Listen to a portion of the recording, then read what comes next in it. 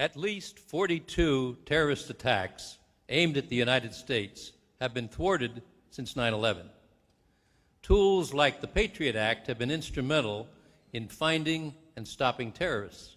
Shouldn't we have a long-range extension of the investigative powers contained in that act so that our law enforcement officers can have the tools that they need?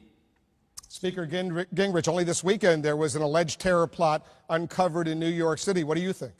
Well, I think that Attorney General Meese has raised a key point, and the key distinction for the American people to recognize is the difference between national security requirements and criminal law requirements. I think it's desperately important that we preserve your right to be innocent until proven guilty if it's a matter of criminal law.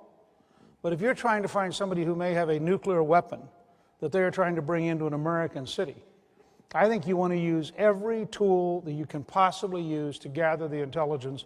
The Patriot Act has clearly been a key part of that, and I think looking at it carefully and extending it and building an honest understanding that all of us will be in danger for the rest of our lives. This is not going to end in the short run, and we need to be prepared to protect ourselves from those who, if they could, would not just kill us individually, but would take out entire cities. So, Speaker, just to clarify, you wouldn't change the Patriot Act?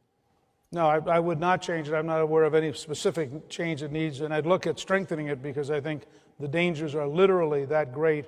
And again, I spent years studying this stuff. You start thinking about one nuclear weapon in one American city and the scale of loss of life, and you ask yourself, what should the president be capable of doing to stop that? And you come up with a very different answer. Again, very sharp division. Criminal law, the government should be, frankly, on defense, and you're innocent until proven guilty. National security, the government should have many more tools in order to save our lives. Congressman Paul, I suspect you disagree. I do. Tell us why. I think the Patriot Act is unpatriotic because it undermines our liberty. I'm concerned, as everybody is, about the terrorist attack. Timothy McVeigh was a vicious terrorist. He was arrested. Terrorism, still on the books, internationally and nationally, is a criminal. It's a crime, and we should deal with it. We dealt with it rather well with Timothy McVeigh.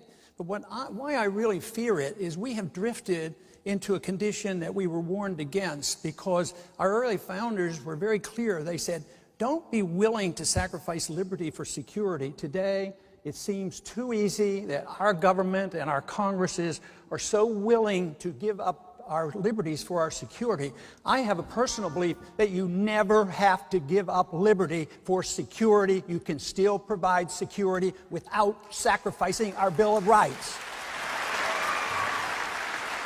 I want to bring others in, but do you want to respond, Mr. Speaker? Yeah. Timothy McVeigh succeeded. That's the whole point. Timothy McVeigh killed a lot of Americans. I don't want a law that says, after we lose a major American city, we're sure going to come and find you. I want a law that says, you try to take out an American city, we're going to stop you.